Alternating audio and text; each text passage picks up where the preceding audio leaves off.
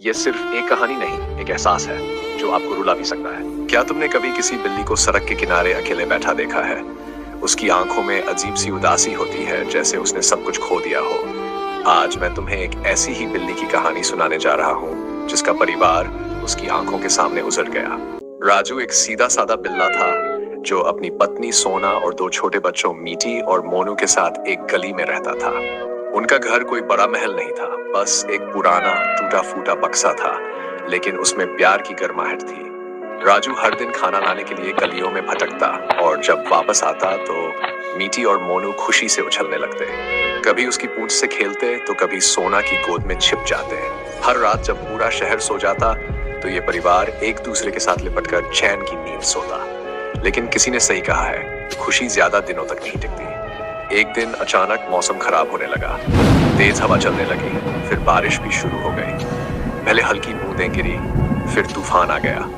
राजू कई घंटे तक बाहर भटकता रहा, लेकिन बारिश की वजह से कहीं खाना नहीं मिल रहा था। होटल वालों ने अपने कूड़ेदान ढक दिए थे और जो थोड़ा बहुत बचा था वो दूसरी बड़ी बिल्लियां पहले ही ले जा चुकी थी। इधर घर में मीठी और मोनू भूख से तड़प रहे थे। सोना ने उन्हें अपनी गोद में छिपा रखा था, लेकिन वो भी जानती थी कि भूख से ज्यादा देर तक बचा पाना मुश्किल होगा। जब राजू वापस आया तो उसकी आंखों में परेशानी साफ दिख रही थी। सोना ने धीरे से कहा, राजू, बच्चे बहुत भूखे हैं। राजू ने मुस्कुराकर उसे भरोसा दिलाया, तुम फिक्र मत करो, मैं कुछ ना कुछ लेकर जरूर आऊंगा। कहकर वो फिर से निकल पड़ा, इस बार बिना अपनी भीगी हुई फर झाड़े, बिना कुछ सोचे। गलियों में भटकते हुए राजू की नजर सड़क के उस पार पड़ी। एक कूड़ेदान में मछली का टुकड़ा चमक रहा था। उसके दिल में खुशी की लहर दौड़ गई। उसने सोचा, मीठी और मोनू कितने खुश होंगे।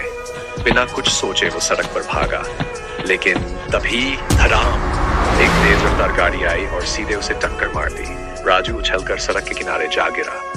उसकी एक टांग टूट चुकी थी, शरीर खून से लथपथ था, दर्द असहनीय था, लेकिन उसके दिमाग में सिर्फ एक ही बात थी, बच्चे भूखे हैं, मुझे घर पहुंचना है।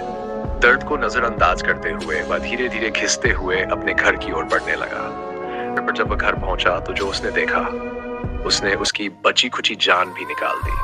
वहां कुत्तों का झुंड था। मीठी और मोनू चीख रहे थे। सोना उन्हें बचाने की कोशिश कर रही थी, लेकिन अकेली क्या कर पाती। राजू ने पूरी ताकत लगाकर दौड़ने की कोशिश की, लेकिन वह घायल था। वह चाहकर भी कुछ नहीं कर सका। कुत्तों ने हमला कर दिया। चारों तरफ चीखें गूंजने लगी और फिर अचानक सब कुछ खामोश हो गया। राजू वहीं खड़ा रह गया, जैसे उसकी आत्मा ने उसका साथ छोड़ दिया हो। अब अकेलापन और दर्द था। अब राजू अकेला था। बारिश की बूंदें गिर रही थी, पर अब वो भी बेकार लग रही थी। उसके बक्से के पास सिर्फ खून था, चीथड़े थे और उसका परिवार अब नहीं था। राजू धीरे धीरे लंगड़ाता हुआ अपने घर के अंदर गया, लेकिन वो अब घर नहीं था, बस एक खाली खोल था।